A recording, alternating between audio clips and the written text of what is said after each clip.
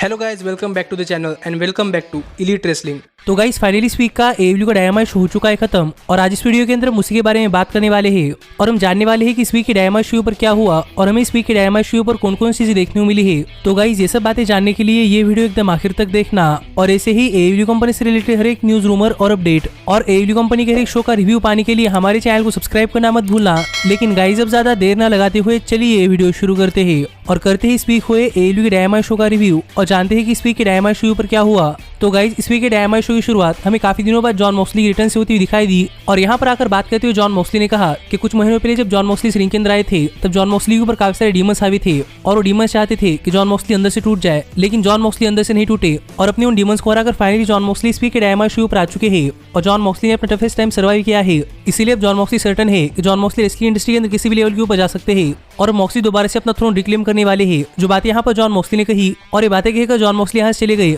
तो देखना पड़ेगा कि आगे चलकर जॉन मॉक्सली के लिए एडब्ल्यू कंपनी अंदर डायरेक्शन क्या होती है और हमें आगे चलकर जॉन मॉक्सली एडब्ल्यू कंपनी अंदर क्या क्या करते हुए दिखाई देते हैं। पर इस सेगमेंट से हम समझ सकते हैं कि फाइनली जॉन मॉक्सली एडब्ल्यू कंपनी के डायनामाइट शोज के ऊपर वापस आ चुके हैं और अब देखना पड़ेगा कि आगे जॉन मॉक्सली के साथ क्या होता है। पर इसके बाद हमें डायनामाइट शो पर एमजेएफ का एक बैकस्टेज सेगमेंट देखने को मिला जहां पर बात करते हुए एमजेएफ कह रहे थे कि लास्ट वीक के डायनामाइट शो पर वार्डलो सीएम पंक को रोकने के लिए नाकामयाब रहे थे और इसीलिए एमजेएफ वार्डलो के ऊपर काफी चिल्लाए भी थे। इसीलिए इस वीक एमजेएफ वार्डलो की माफी मांगना चाहते हैं, लेकिन एमजेएफ ये बात नजरअंदाज नहीं कर सकते कि वार्डलो एमजेएफ के ऊपर हाथ उठाने वाले थे और इसलिए वार्डलो को पे करना पड़ेगा। जो बातें कहकर यहाँ पर एमजेएफ ने वार्डलो की इनकम आधी कर दी है और यहाँ पर एमजेएफ ने कहा कि अगर वार्डलो आगे चलकर टीएनटी चैंपियन बनते हैं और टीएनटी चैंपियनशिप एमजेएफ को हैंडओवर करते हैं तो ही एमजेएफ वार्डलो को उनकी फुल सैलरी देने वाले हैं। लेकिन जहां तक बात है इस वीक की, तो इस वीक एमजेएफ ये देखने के लिए काफी खुश थे कि शॉन स्पेस इस वीक सीएम पंक को उनकी पहली हार देंगे और ये बात एमजेएफ को पता है क्योंकि एमजेएफ सबसे बेटर है और ये सबको पता है। ये बातें कहकर एमजेएफ ने अपना सेगमेंट खत्म किया और माना कि यहाँ पर एमजेएफ ऐसा दिखा रहे थे कि एमजेएफ प्राउड से कह रहे थे कि एमजेएफ बेटर है, पर हम समझ सकते थे कि एमजेएफ वार्डलो के कंधे के ऊपर हाथ रखकर बातें कह रहे हैं, यानी कि यहाँ पर एमजेएफ का कहना है कि एमजेएफ वार्डलो से काफी बेटर है।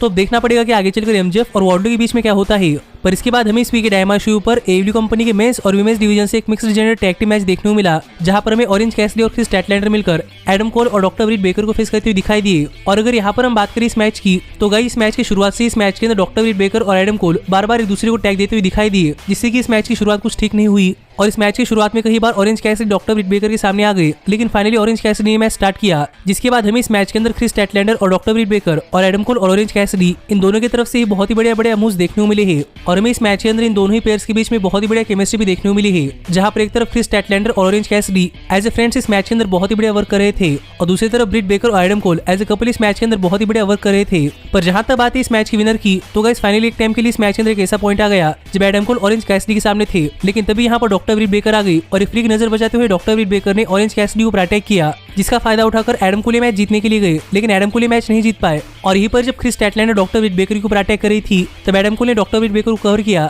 लेकिन फिर भी क्रिस स्टैटलैंडर ने एडम कोल के ऊपर अटैक किया, जो भी इस मैच की एक बहुत ही बढ़िया मोमेंट थी। पर इस सब के बावजूद फाइनली इस मैच के आखिर में जब ऑरेंज कैसिडी रिंग के बाहर थे तब एडम कोल ऑरेंज कैसिडी के ऊपर अपना फिनिशर यानी कि पैनामा सनराइज लगाने के लिए जा रहे थे, पर क्रिस स्टैटलैंडर ने ऑरेंज कैसिडी को एडम कोल के रास्ते से ढकेल दिया, जो देखकर एडम कोल क्रिस स्टैटलैंडर के ऊपर पैनामा सनराइज लगाने के लिए गए, लेकिन डॉक्टर ब्रिट बेकर ने एडम कोल को रोक लिया और ब्रिट बेकर ने क्रिस स्टैटलैंडर के ऊपर पैनामा सनराइज लगाया और एडम कोल ने ऑरेंज कैसिडी के ऊपर, पर फिर भी यहाँ पर ऑरेंज कैसिडी ने किक आउट कर दिया, जो देखकर यहाँ पर एडम कोल और डॉक्टर ब्रिट बेकर ये दोनों ही काफी शॉक थे और पूरा का पूरा क्राउड यहाँ पर दिस इज ऑसम के चैंट्स कर रहा था। और ये देखकर डॉक्टर ब्रिट बेकर और एडम कोल इन्होंने रिंग के साइड में एक टेबल लगाया और यहाँ पर एडम कोल ऑरेंज कैसिडी उस टेबल के थ्रू फेंकने के लिए जा ही रहे थे, लेकिन ऑरेंज कैसिडी एडम कोल के ऊपर अटैक करने के लिए गए, जो अटैक एडम कोल ने रिवर्स कर दिया और ऑरेंज कैसिडी जाकर डॉक्टर ब्रिट बेकर के ऊपर टकरा गए और डॉक्टर ब्रिट बेकर इस टेबल के थ्रू गई, जो मोमेंट भी इस मैच की बहुत ही बढ़िया मोमेंट थी। और ये देखकर एडम कोल काफी गुस्सा हो गए और यहाँ पर रेफरी की नजर बचाते हुए एडम कोल ने ऑरेंज कैसिडी ऊपर एक लो ब्लो लगाया और फाइनली यहाँ पर ऑरेंज कैसिडी ऊपर अपना फिनिशर यानी कि बूम लगाकर यहाँ पर ऑरेंज कैसिडी को पिन कर एडम कोल ने अपनी टीम के लिए मैच जीत लिया है। जो मैच इस वीक के डायनामाइट शो पर एक बहुत ही बढ़िया मैच था, जिस मैच के ऊपर आपका क्या कहना है आप मुझे कमेंट कर बताइए।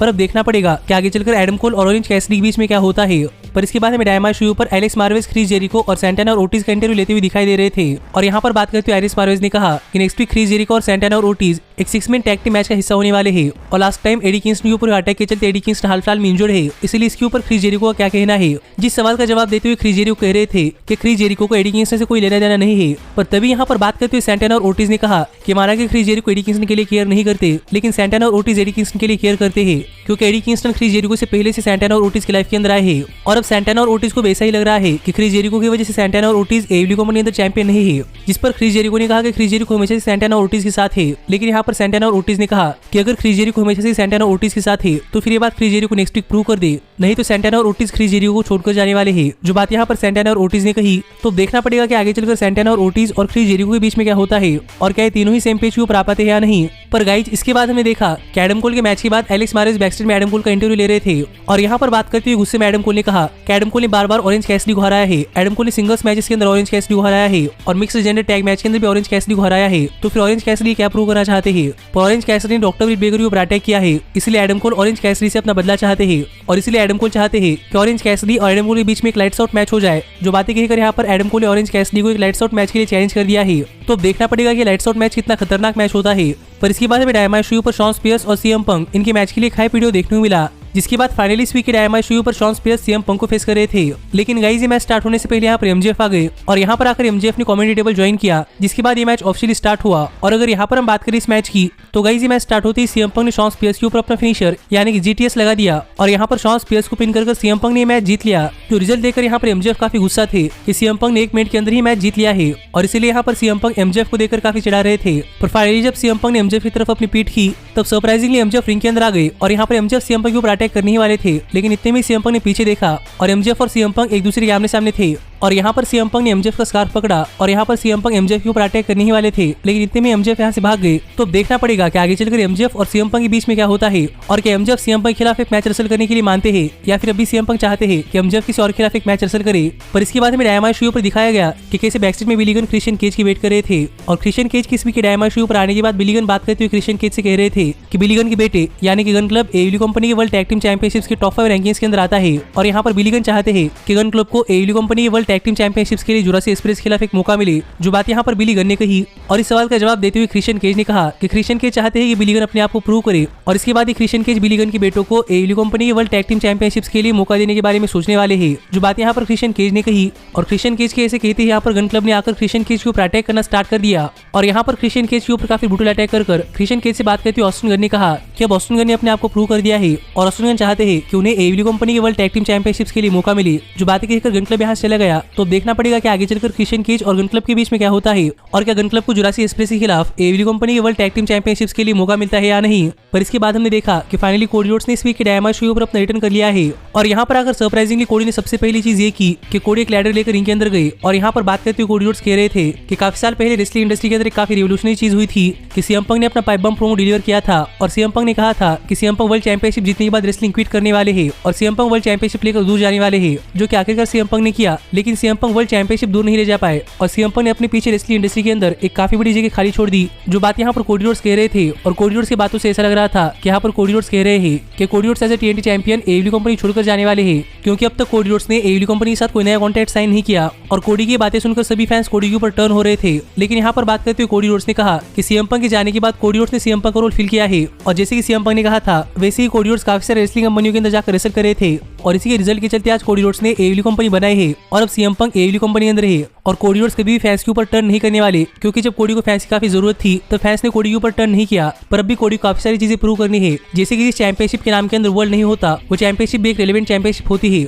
और शायद टीएनटी चैंपियनशिप इसलिए रेलेवेंट नहीं है क्योंकि यहाँ पर 2 टीएनटी चैंपियंस है और टोनी खान चाहते हैं कि सैमी गेवेरा और कोडी रोड्स के बीच में एक टीएनटी चैंपियनशिप के लिए मैच हो जाए जिससे कि हमें अल्टीमेट टीएनटी चैंपियन बने और इसके लिए टोनी खान ने मैच का कॉन्टैक्ट भी कोडी रोड्स को सेंड किया है, पर वो कॉन्टैक्ट नहीं है जो कि कोडी रोड्स चाहते हैं। जो बातें कहकर यहाँ पर कोडी रोड्स ने अपने कॉन्ट्रेक्चुअल स्टेटस के बारे में थोड़ी फार हिंट्स दिए, पर यहाँ पर बात करते हुए कोडी रोड्स ने कहा कि कोडी रोड्स चाहते हैं कि सैमी गेवेरा और कोडी रोड्स इनके बीच में टीएनटी चैंपियनशिप के लिए एक लैडर मैच हो जाए और जो कोई सुपरस्टार मैच जीतेगा वो बन जाएगा अल्टीमेट टीएनटी चैंपियन। जो बातें कहकर यहाँ पर कोडी रोड्स ने सैमी गेवेरा को एक टीएनटी चैंपियनशिप मैच के लिए चैलेंज कर दिया है। तो अब देखना पड़ेगा कि टीएनटी चैंपियनशिप मैच कितना बढ़िया मैच होता है और हमें अल्टीमेट टीएनटी चैंपियन कौन बनता हो दिखाई देता है। पर गाइज इसके बाद हमें डायनामाइट शो पर बैकस्टेज में Tony Shivani TBS women champion यानी कि जेड कारगिल और डार्क ऑर्डर के मेंबर यानी कि एनर्जी का इंटरव्यू लेते हुए दिखाई दिए और यहाँ पर बात करते हुए टोनी शिवानी ने कहा कि जेड कारगिल ने अपने टीबीएस वुमेन चैंपियनशिप के लिए ओपन चैलेंज थ्रो किया है और एनर्जी ने चैलेंज एक्सेप्ट कर लिया है। तो इसके ऊपर एनर्जी का क्या कहना है और यहाँ पर एनर्जी सवाल का जवाब दे ही रही थी, लेकिन यहाँ पर बात करते हुए मार्क स्टर्लिंग ने कहा कि जेड कारगिल अब तक एडब्ल्यू कंपनी अंदर अनडिफीटेड है और जेड कारगिल आगे भी एडब्ल्यू कंपनी अंदर अनडिफीटेड रहने वाली है, इसलिए एनर्जी की टीबीएस वुमेन चैंपियन बनने का कोई चांस नहीं है।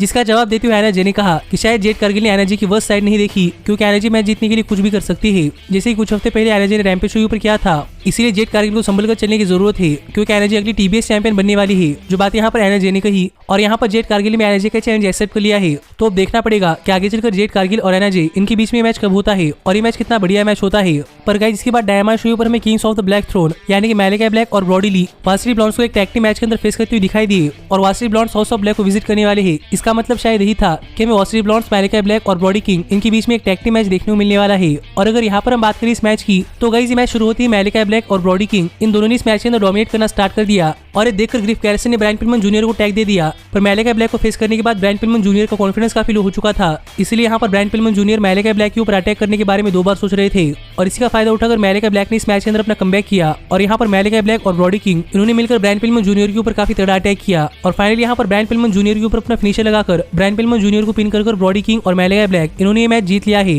जो मैच मेरे हिसाब से एक ठीक ठाक मैच था, क्योंकि इस मैच के अंदर मोस्टली वन साइडेड डोमिनेशन थी। पर ये मैच खत्म होने के बाद यहाँ पर माइक लेकर बातें करते हुए मैलिका ब्लैक कुछ कह रहे थे, लेकिन इतने में यहाँ पर लाइट्स फ्लिकर होने लगी और मैं टाइटन ड्रॉ स्क्रीन के ऊपर बास्टर्ड पाक आते हुए दिखाई दिए। और यहाँ पर बात करते हुए पाक कह रहे थे कि पाक ने हाउस ऑफ ब्लैक के अंदर एंटर किया है और हाउस ऑफ ब्लैक के अंदर पाक की आंखें खुल चुकी है और पाक को पता है कि पाक को क्या करना है और हाउस ऑफ ब्लैक चाहता है कि पाक मैलिका ब्लैक को सर्व करे। पर बास्टर्ड पाक इतने भी कमजोर नहीं है कि बास्टर्ड पाक हाउस ऑफ ब्लैक की बातों के अंदर आ जाए और बास्टर्ड पाक मैलिका ब्लैक को सर्व करे। जो बातें कहकर यहाँ पर पाक ने क्लियर कर दिया है कि माना कि पाक ने हाउस ऑफ ब्लैक के अंदर एंटर किया है, लेकिन पाक की विल काफी स्ट्रॉन्ग है, इसलिए पाक मैलिका ब्लैक को सर्व नहीं करने वाली। जो बातें सुनकर मैलिका ब्लैक काफी गुस्सा थे। तो अब देखना पड़ेगा कि आगे चलकर मैलिका ब्लैक और पाक के बीच में क्या होता है और क्या पाक भी मैलिका ब्लैक को फॉलो करने लगते हैं या नहीं। पर मेरे लिए काफी सरप्राइजिंग था कि अभी पाक मैलिका ब्लैक के कंट्रोल के अंदर नहीं गई। पर गाइज इसके बाद हमें डायमंड शो पर दिखाया गया कि लास्ट वीक लांस आर्चर ने एडब्ल्यू वर्ल्ड हेवीवेट चैंपियन यानी कि हैंगमैन एडम पेज के ऊपर अटैक कर दिया है। और इसके बाद एक बैकस्टेज सेगमेंट के अंदर बात करते हुए लांस आर्चर ने कहा कि लांस आर्चर ने इस दिन के लिए काफी वेट किया है और अब Lance Archer AEW world heavyweight champion बनने ही वाले हैं। जो बात यहाँ पर लांस आर्चर ने कही। पर यहाँ पर बात करते हुए हैंगमैन एडम पेज ने कहा कि हैंगमैन एडम पेज ने पहले भी लांस आर्चर जैसे सुपरस्टार्स को हराया है और हैंगमैन पेज इतनी जल्दी अपनी वर्ल्ड चैंपियनशिप ड्रॉप नहीं करने वाले। तो अब देखना पड़ेगा कि आगे चलकर लांस आर्चर और हैंगमैन एडम पेज के बीच में क्या होता है। पर इसके बाद हमें डायमंड शो पर रोपंगी वाइज यानी कि ट्रेंट और रॉकी रोमेरो का एक बैकस्टेज सेगमेंट देखने को मिला, जिस सेगमेंट के अंदर बात करते हुए ट्रेंट और रॉकी रोमेरो ने कहा कि इन दोनों ने पहले भी यंग बक्स को एक टैग टीम मैच के अंदर हराया है और वो भी न्यू जापान प्रो रेसलिंग के अंदर, और अब एडब्ल्यू कंपनी के अंदर बेस्ट फ्रेंड्स यंग बक्स को एक टैग टीम मैच के अंदर नहीं हरा पा रहे और इसलिए रोपंगी वाइज एडब्ल्यू कंपनी के अंदर आकर यंग बक्स को फिर एक बार एक टैग टीम मैच के अंदर हराने वाली है। जो बात यहाँ पर रोपंगी वाइज ने कही, जिससे कि यहाँ पर रोपंगी वाइज ने यंग बक्स को एक टैग टीम मैच के लिए चैलेंज कर दिया है। तो देखना पड़ेगा कि ये मैच कब होता है और क्या यहाँ पर रोपंगी वाइज एडब्ल्यू कंपनी के अंदर आकर एडब्ल्यू की ओन यंग बक्स को हरा पाती है या नहीं। पर इसके बाद हमें डायमंड शो पर लांस आर्चर एक 1-on-1 मैच के अंदर फ्रैंकी कज़रियन को फेस करते हुए दिखाई दिए। और अगर यहाँ पर हम बात करें इस मैच की, तो गाइस ये मैच स्टार्ट होती है फ्रैंकी कज़रियन लांस आर्चर के ऊपर अटैक करने के लिए गए, लेकिन लांस आर्चर ने इस मैच के अंदर अपना कमबैक किया और लांस आर्चर ने इस मैच के अंदर फ्रैंकी कज़रियन के ऊपर काफी ब्रूटली अटैक किया। और हम कह सकते हैं कि एक तरीके से इस मैच के अंदर लांस आर्चर ने वन साइडेड डोमिनेट किया है, क्योंकि इस मैच के अंदर लांस आर्चर ने फ्रैंकी कज़रियन के ऊपर काफी ब्रूटल मूव्स लगाए। पर जब फाइनली इस मैच के आखिर में लांस आर्चर फ्रैंकी कज़रियन के ऊपर अपना फिनिशर लगाने के लिए जा रहे थे, तो फ्रैंकी ने इस मैच के अंदर फाइट बैक करने की कोशिश की, लेकिन फ्रैंकी यहाँ पर फाइट बैक नहीं कर पाए और फाइनली यहाँ पर लांस आर्चर ने फ्रैंकी कज़रियन के ऊपर अपना फिनिशर ब्लैकआउट लगाकर यहाँ पर फ्रैंकी कज़रियन को पिन कर ये मैच जीत लिया है। और ये मैच खत्म होने के बाद टोनी शिवानी रिंग के अंदर आ गए और यहाँ पर बात करते हुए टोनी शिवानी पूछ रहे थे कि हाल फिलहाल में डैन लैम्बर्ट और लांस आर्चर ये दोनों एक साथ कैसे आए हैं। जिस पर बात करते हुए डैन लैम्बर्ट ने कहा कि टोनी शिवानी को इससे कोई फर्क नहीं पड़ना चाहिए कि लांस आर्चर और डैन लैम्बर्ट कैसे साथ में आ गए, लेकिन यहाँ पर डैन लैम्बर्ट सबको ये बताना चाहते हैं कि डैन लैम्बर्ट और लांस आर्चर ये दोनों एक साथ इसलिए आए हैं क्योंकि ये सबको दिखाना चाहते हैं कि काउबॉय कोई वर्थ नहीं करते और ओरिजिनल काउबॉय रहता है और हैंगमैन पेज सिर्फ एक फेक है। जो बात यहाँ पर डैन लैम्बर्ट कर ही रहे थे, लेकिन तभी यहाँ पर माइक लेकर बात करते हुए लांस आर्चर ने कहा कि लांस आर्चर हैंगमैन पेज को दिखाने वाले हैं कि लांस आर्चर हैंगमैन पेज के साथ क्या करने वाले हैं। और ये बातें कहकर लांस आर्चर फ्रैंकी कज़रियन को रिंग के बाहर ले गए और यहाँ पर एक स्टील चेयर लगाकर लांस आर्चर फ्रैंकी कज़रियन के ऊपर स्टील चेयर की थ्रू एक चोक स्लिम लगाने के लिए जा ही रहे थे, लेकिन इतने में यहाँ पर हैंगमैन एडम पेज आ गए और हैंगमैन पेज को देखकर लांस आर्चर ने फ्रैंकी कज़रियन को छोड़ दिया और हैंगमैन पेज यहाँ पर आकर लांस आर्चर के सामने खड़े हो गए। जिसके बाद हमें यहाँ पर लांस आर्चर और हैंगमैन पेज इनके बीच में एक छोटा सा ब्रॉल भी देखने को मिला और इसी ब्रॉल के बीच में हैंगमैन पेज ने अपने वर्ल्ड चैंपियनशिप से लांस आर्चर के ऊपर अटैक किया और यहाँ पर हैंगमैन पेज लांस आर्चर के ऊपर अपना फिनिशर बॉक्सशॉट लेरिट लगाने के लिए जा रहे थे, पर लांस आर्चर ने रिवर्स कर दिया। पर फिर भी किस तरीके से यहाँ पर हैंगमैन पेज लांस आर्चर के ऊपर अटैक कर रहे थे, जो अटैक देखकर डैन लैम्बर्ट लांस आर्चर को यहाँ से ले गए। तो अब देखना पड़ेगा कि आगे चलकर लांस आर्चर और हैंगमैन पेज के बीच में क्या होता है और हमें इनके बीच में एक वर्ल्ड चैंपियनशिप मैच कब देखने को मिलता है। पर गाइस इसके बाद हमें डायमंड शो पर एलेक्स मार्वेज, डांटे मार्टिन, ली मोरियार्टी और मैट सैडल इनका एक इंटरव्यू लेते हुए दिखाई दी और यहाँ पर बात करते हुए एलेक्स मार्वेज ने डांटे मार्टिन से पूछा कि Dante Martin last week Matt Sydal और ली मोरियार्टी की मदद करने के लिए क्यों आए थे। और यहाँ पर इस सवाल का जवाब देते हुए डांटे मार्टिन ने कहा कि डांटे मार्टिन के भाई हाल फिलहाल में इंजोर चल रहे हैं और इस बीच मैट सैडल और ली मोरियार्टी इन दोनों ने डांटे मार्टिन की काफी मदद की है और इसलिए डांटे मार्टिन को फेवर रिटर्न करना था, जिस वजह से डांटे मार्टिन मैट सैडल और ली मोरेटी की मदद कर रहे हैं। जो बात यहाँ पर डांटे मार्टिन ने कही, जिस पर ली मोरेटी ने भी कहा कि जब तक डांटे मार्टिन के भाई वापस नहीं आते तब तक ली मोरेटी भी डांटे मार्टिन की मदद करने वाले हैं। और इस पर बात करते हुए टीम टैज ने कहा कि डांटे मार्टिन को ऐसा लग रहा है कि डांटे मार्टिन एक काफी गुड पर्सन है और यहाँ पर सभी लोग डांटे मार्टिन काफी अच्छे दोस्त थे, पर डांटे मार्टिन सिर्फ एक छोटा भाई है जो कि मदद के लिए काफी डेस्परेट है और इसे लोगों को टीम टैज कुचल कर आगे जाती है। जो बात यहाँ पर टीम टैज ने कही तो देखना पड़ेगा कि आगे चलकर डांटे मार्टिन और टीम टैज के बीच में क्या होता है। पर इसके बाद हमें डायमंड शो पर टोनी शिवानी, क्रिस स्टैटलैंडर और रेड वेलवेट का एक इंटरव्यू लेते हुए दिखाई दिए।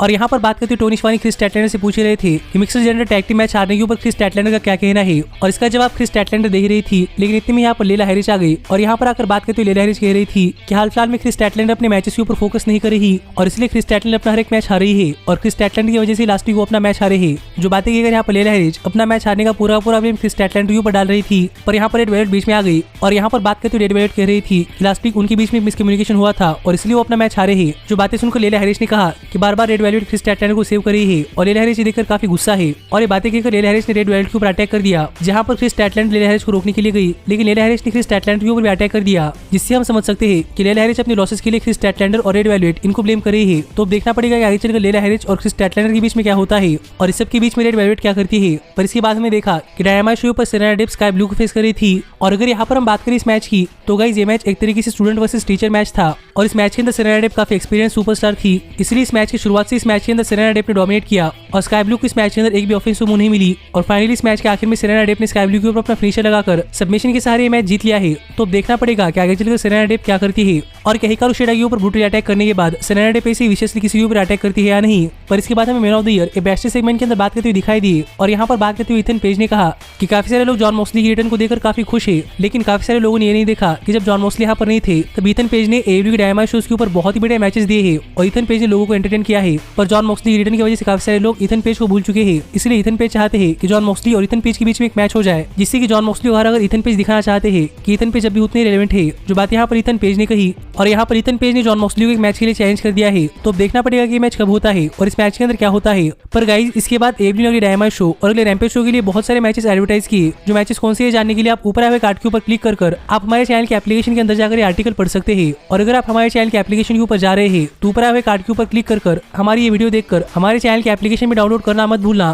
क्योंकि एडब्ल्यू कंपनी की हर एक न्यूज, रूमर और अपडेट हमारे चैनल के ऊपर वीडियो आने से पहले आपको हमारे चैनल के एप्लीकेशन के ऊपर पता चलती है। इसलिए ऊपर आए हुए कार्ड के ऊपर क्लिक कर ये वीडियो देखकर हमारे चैनल के एप्लीकेशन डाउनलोड करना मत भूलना। और हाँ, अगर आप इंडिया के अंदर एडब्ल्यू सुपरस्टार्स की मर्चेंडाइज खरीदना चाहते हैं तो ऊपर आए हुए कार्ड के ऊपर क्लिक कर ये दूसरी वीडियो देखकर इंडिया के अंदर एडब्ल्यू सुपरस्टार्स की मर्चेंडाइज खरीदना मत भूलना। और हाँ, वो दोनों वीडियोस काफी पुरानी है, इसलिए आपको उस वीडियो के अंदर मेरी बात करने का तरीका थोड़ा अजीब लगता है, तो उसके लिए सॉरी, क्योंकि तब मेरे पास यूट्यूब के ऊपर उतना एक्सपीरियंस नहीं था। पर अगर यहाँ पर हम बात करें डायमंड शो की तो गाइस इसके बाद हमें डायमंड शो पर दिखाया गया कि न्यू जापान प्रो रेसलिंग के अंदर यंग बक्स और ओपन की वाइस की हिस्ट्री कैसी रही, जिसके बाद हमें हुक के लिए हाइप वीडियो देखने को मिला। और इसके बाद हमने देखा कि सैमी गेवेरा ब्राजील के बीच ऊपर एंजॉय करते हुए अपने क्यू कार्ड्स का सेगमेंट करते हुए यहाँ पर सैमी गेवेरा ने कोडी रोड्स का चैलेंज एक्सेप्ट कर लिया है, जिसके बाद हमें सैमी गेवेरा और कोडी रोड्स इनके मैच के लिए हाइप वीडियो भी देखने को मिला। और इसके बाद हमें देखा कि डायमंड शो के बैकस्टेज में टोनी शिवानी, अंद्रादे एल इडोलो और मैट हार्डी का एक इंटरव्यू ले रहे थे। और यहाँ पर बात करते हुए मैट हार्डी ने कहा कि लास्ट वीक अंद्रादे एल इडोलो ने मैट हार्डी को एक डील दी थी और मैट हार्डी ने वो डील साइन कर ली है और ये डील ये है कि Matt Hardy Hardy family office की 51% ओनरशिप अंद्रादे एल इडोलो को देंगे। पर मैट हार्डी के पास मोस्ट ऑफ द पावर रहेगी